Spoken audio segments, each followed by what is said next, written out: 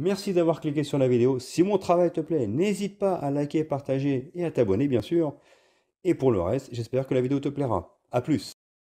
Bonjour à toutes et à tous, c'est Stevie68, j'espère que vous allez bien les amis. Aujourd'hui, vidéo manga sur un manga que j'adore. Si vous avez suivi, si vous avez vu ma vidéo des top mangas subjectifs, je précise, vous savez qu'il est dans le top 5. Et là, je vais vous parler de Hokuto no Ken, chef-d'œuvre de Tetsuhara et Buronzon.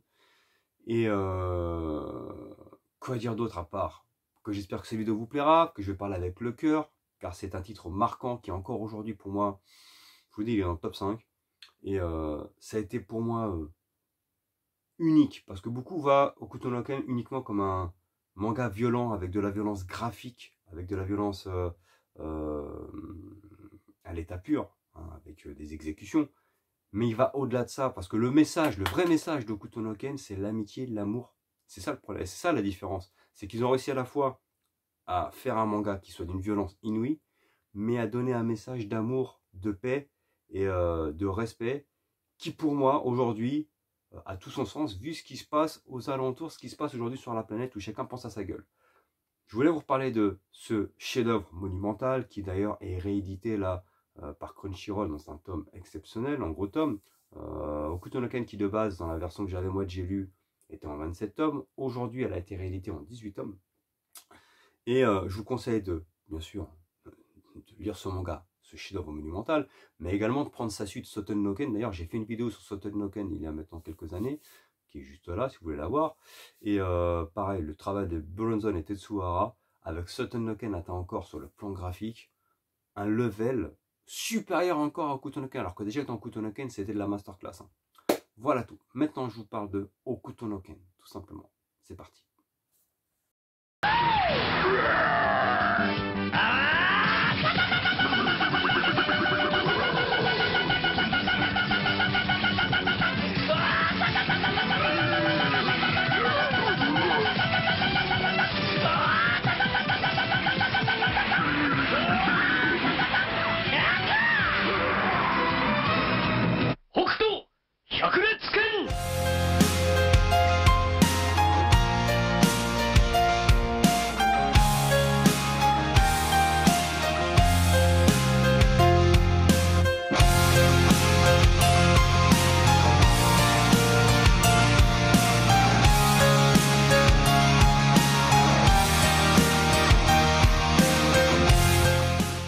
Et donc les amis, les années 80, c'était quand même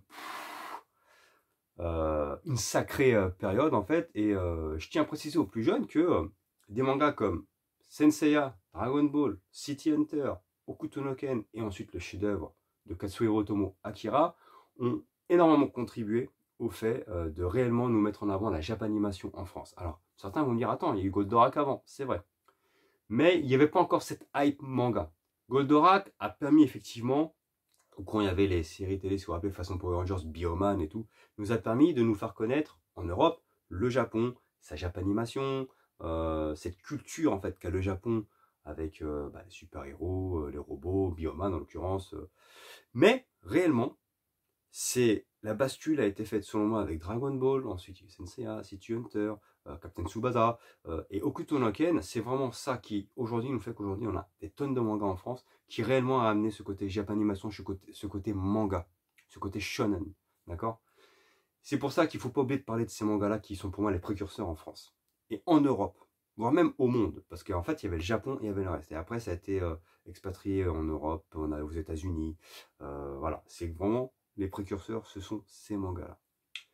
Revenons maintenant à Hokuto no Ken. Hokuto no Ken, de Tetsuhara au dessin et de Buronzon au scénario, a été un manga qui a été pensé comme un manga d'une violence inouïe dans un monde post-apocalyptique. Petit clin d'œil avant de commencer, on m'a déjà demandé, peut-être Buronzon c'est bizarre comme nom. Alors, en fait, le scénariste Buronzon était fan de Charles Bronson. Et en fait, son nom, c'est juste un dérivé de Charles Bronson. Et son nom d'artiste, en tant qu'écrivain, c'est Buronzon. Tout simplement, ça s'arrête là. Et ce gars, ouais, non, de toute façon, ce sont des cadors. Tetsuhara, Buronzon, Tsukasa Ojo, Masami Kurumada, Akira Toriyama, qui nous a quittés, Kentaro Miura. Les gars, c'est les GOAT. Hein. C'est les gars qui, aujourd'hui, ont inspiré tous ceux qui font des mangas aujourd'hui. L'histoire d'Hokuto no Ken est relativement simple dans l'esprit, mais en fait, est beaucoup plus subtile que cela. Nous avons ce monde post-apocalyptique où aujourd'hui, l'argent ne vaut plus rien, d'accord? Imaginez un peu Mad Max. Où en fait, aujourd'hui, ce qui vaut de l'or, c'est l'eau, la nourriture. Et ensuite, tu as des clans, donc tu as des personnes innocentes qui cherchent à se protéger, qui cherchent de se cacher, et tu as des voyous, en fait, des clans, en fait, qui sont là pour foutre le bordel, tuer le maximum de personnes, violer des femmes. Le scénario est très gore, hein, franchement, c'est extrêmement mature, et qui veulent juste piller les gens pour se nourrir. Et on a, du coup, l'école du Hokuto et du Nanto, en fait, qui s'affrontent. Donc, l'école du Hokuto désigne un héritier, du Hokuto Shinken. Le Hokuto Shinken, en fait, c'est un art martial qui permet, en fait, de détruire l'ennemi de l'intérieur. C'est-à-dire que tu touches des points vitaux et l'ennemi explose. Et le Nanto est une autre école qui est plus viscérale, qui est un peu dans le même ton, mais différente. Or, le Nanto, logiquement, a son école, et tu as le Hokuto Shinken qui a son école. Et après, chacun a un héritier. Logiquement, le Hokuto Shinken, lui, l'héritier du Hokuto Shinken est censé protéger la veuve et l'orphelin. C'est-à-dire sa puissance n'est pas là pour tuer n'importe qui, il est là pour défendre les opprimés. Donc c'est Kenshiro qui sera élu héritier du Hokuto Shinken. D'accord? Son rôle est tout simplement de protéger les gens faibles. Et après, tu as le Nanto, d'accord, qui est une autre école qui, logiquement, est censée faire la même chose, mais on va se rendre compte que c'est plus le bordel qu'autre chose. Les gars, ils veulent plus prendre le pouvoir. J'ai pas envie de spoil, mais vous comprendrez plus tard. En sachant que, de base, le pitch qui commence, c'est Hokuto. Le Hokuto Shinken de Kenshiro sera affronté au Nanto de Shin. Pourquoi Shin? De base, ils se connaissaient, c'était des amis d'enfance, d'accord? Sauf que Kenshiro et Yuria, donc, sa copine de l'époque, seront extrêmement épris l'un de l'autre et vont tomber amoureux. Shin, qui était aussi amoureux de Yuria, deviendra jaloux. Et il laissera pour mort Kenshiro, d'où l'homme aux 7 cicatrices, en lui enfonçant les doigts dans la poitrine et en enlevant Yuria. Il forcera Yuria à se marier avec lui en lui disant, je laisse Kenshiro vivant si tu me promets de m'épouser. Elle promet d'épouser Shin, non pas par amour, mais pour sauver son bien-aimé Kenshiro. Donc Kenshiro est laissé pour mort. Ensuite, on revoit Kenshiro revenir, d'accord? Plus tard, il survit du coup au coup que lui a mis Shin avec ses doigts, et du coup, il va récupérer Yuria. Il détruit quasiment tout de suite dès le début du manga, Shin, hein, il le fracasse. Hein. Et on se dit, bon, bah, c'est bizarre, parce qu'à la base, ça part d'une histoire d'amour, mais en fait, on va dire qu'il se venge très rapidement, surtout que Yuria, en fait, pensant que Kenshiro était mort, parce que Shin lui a dit Kenshiro est mort, elle se suicide. Donc en fait, tu te dis, waouh, le mec, en fait, il n'a pas de bol. C'est l'héritier du Hokuto Shinken. D'accord? Il se fait voler sa copine par son meilleur ami de base. Son meilleur ami tente de le tuer. Donc du coup, lui se venge, il tue son meilleur ami, et ça n'importe rien, parce qu'il tue son meilleur ami, mais à la fois, il perd sa femme. Qu'est-ce que ça va être comme bordel? D'accord, le pitch était long, mais j'essaie de vous le mettre en place sans trop spoil. Sauf que là, Buronzon a créé, je vous dis, un scénario incroyable, et les dessins de Tetsura mettent aussi en avant ce côté, on va dire, violent, mais à la fois avec une morale derrière qui traite de l'amour. Donc, l'épopée de Kenshiro sera tout simplement qu'il aura toujours un objectif. Une fois qu'il aura tué Shin, son but c'est de retrouver ses frères. D'accord? Parce qu'à la base, ils étaient 4, ce ne sont pas des frères de sang, mais ils ont été considérés comme des frères. Ils ont été 4 à être formés pour le Hokuto Shinken, sauf que c'est Kenshiro qui a été l'élu. Il y a Toki, d'accord? Il y a Rao, et il y a Jagi. Donc lui, son but est tout simplement de retrouver ses frères. Sur la route, il va affronter des voyous, et à la fois sauver des gens. Et il va se lier d'amitié avec une gamine Lin, qui va prendre sous son aile, un gamin qui s'appelle Bat, et au fur et à mesure de son aventure, il va se lier d'amitié avec Rei, en l'occurrence, qui est de l'école du Nanto pour le coup. Et va toujours tenter d'aider les personnes dans le besoin. Ce pitch est simple, et là je fais exprès de pas spoil, hein, parce que ça peut paraître simple, tu dis ouais en fait le scénario il est bidon. Non, je vous conseille de lire Hokuto no Ken, vous allez comprendre que d'un pitch simple où il va juste essayer d'aider les gens, c'est sa rédemption en fait. Il a perdu Yuria, il a tué Shin. Sa rédemption, c'est j'ai été l'élu du Hokuto Shinken pour aider les gens qui ont besoin de moi. Donc lui, en fait, ce sera juste ça son destin pour lui, c'est aider les autres. Ce sera beaucoup plus subtil que ça. Vous allez voir que la rencontre avec ses frères sera émouvante, touchante. La rencontre avec Rei sera exceptionnelle, l'un des meilleurs personnages pour moi écrits de l'histoire des mangas. L'amour impossible qu'il peut avoir avec une personne, mais il pense toujours à Yuria. Vous voyez ce que je veux dire? Mais c'est lui qui s'oblige à ne pas tomber amoureux d'une autre femme, alors qu'en fait, Yuria n'est plus là. Vous voyez ce que je veux dire? D'accord? Il va vivre des combats incroyables, où il y aura de la violence graphique, mais toujours en essayant de dire j'aime les autres, il faut que j'aide les autres. Je suis plus puissant que beaucoup de personnes, mais il faut que je mette ma puissance au service des autres. Kenshiro, malgré sa musculature, sa force, la manière qu'il a de très charismatique, de très peu parler, est à la fois quelqu'un qui est doux. On le voit souvent pleurer dans le manga parce qu'il est triste, parce qu'il voit quelqu'un qui souffre, en fait ça le fait souffrir. C'est un manga qui a une violence graphique incroyable, mais qui à la fois est doux dans ce qu'il veut nous apporter, dans le message qu'il veut apporter. Et du début à la fin, Kenshiro sera pour moi l'un des personnages les mieux écrits de l'histoire des mangas, l'un des personnages les plus attachants au final, et l'un des personnages qui en a lâché le plus dans sa vie, parce qu'au final, la morale c'est que il survit à beaucoup de gens qui l'aiment, il survit à cet apocalypse qui est de plus en plus dégueulasse, où les gens sont de plus en plus égoïstes, et lui il souffre en se disant, pourquoi moi je survis, et ceux que j'aime autour de moi ne sont plus là? Pourquoi moi je suis toujours là, et lui en fait, qui devait, pour lequel j'aurais donné ma vie pour lui en fait, a disparu.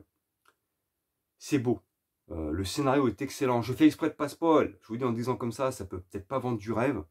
Mais franchement, il faut lire Hokuto no Ken de A à Z pour comprendre la subtilité du scénario de Buronzon.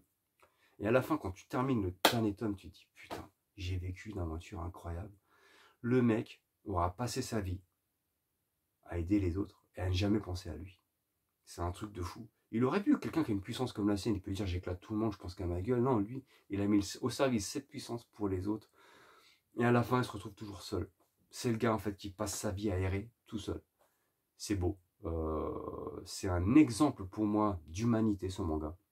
Alors qu'il y a une violence graphique inouïe. C'est un exemple d'écriture de personnages. Parce que Kenshiro au début, on se dit c'est un mec taciturne. Et plus ça avance, plus tu t'y attaches. Tu commences à ressentir ses émotions. Les personnages écrits, Rei, je vous l'ai dit, Rei est un personnage qui m'a touché, j'ai eu les larmes aux yeux. Toki, j'ai pleuré. Même Rao, j'ai pleuré. Souther, Shu, il n'y a pas un personnage là-dedans qui a acheté à la poubelle. Même le personnage, tu te dis au début, ouais, vas-y, il est tout claqué, c'est un personnage moyen.